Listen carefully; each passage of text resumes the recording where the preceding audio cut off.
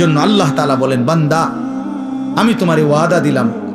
দেখেন আল্লাহ তাআলা বলতে চায় এটা, বান্দা আমি যে কোনো মূল্যে তোমারে জান্নাত দিতে চাই। তুমি না আমার মোমেন বান্দা, ঠিক আছে 11টা মাস, ঠিক আছে গুনায় গুনায় তুমি বরবাদ হয়ে গেছো। 11 মাস আমারে ডাকতে সময় পাও নাই, ঠিক আছে। এখন যদি ভুল বুঝতে পারো তো বান্দা ঠিক আছে, 11 মাস থেকে কমাইয়া আইনা আমি 1 মাস তোমার কাছে সুযোগ চাইনি। যা একটা মাস আমারে সুযোগ দাও, একটা মাস গুনাহ ছেড়ে দাও, একটা মাস আমার হুকুমগুলো পালন করো। আমি 1 মাসেই লাআল্লাকুম তাত্তাকুন মুত্তাকি বানিয়ে দেব, জান্নাতি বানিয়ে দেব।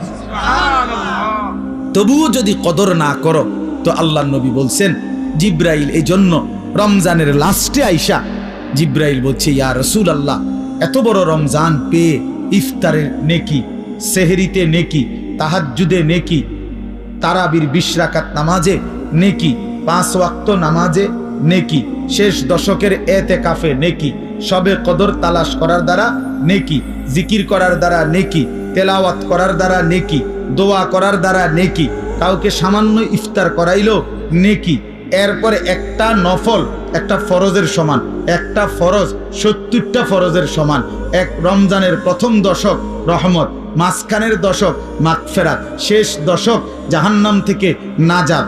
আল্লাহ বলেন জিব্রাইলের মাধ্যমে, নবী এত কিছু দিয়াও যেই বেঈমান রে মন গলাইতে পারলাম না, তারে আমি ভালো করাইতে পারলাম না, আমার দিকে ফিরাইতে পারলাম না, তার উপরে আমি আল্লাহর লানত, আমি ফেরেশতারও লানত। তো নবী বলে আমিন, হ জিব্রাইল আমি মুহাম্মদেরও লানত। যা তোর উপরে খোদার লানত পড়ুক, তোর উপরে আল্লাহর লানত পড়ুক।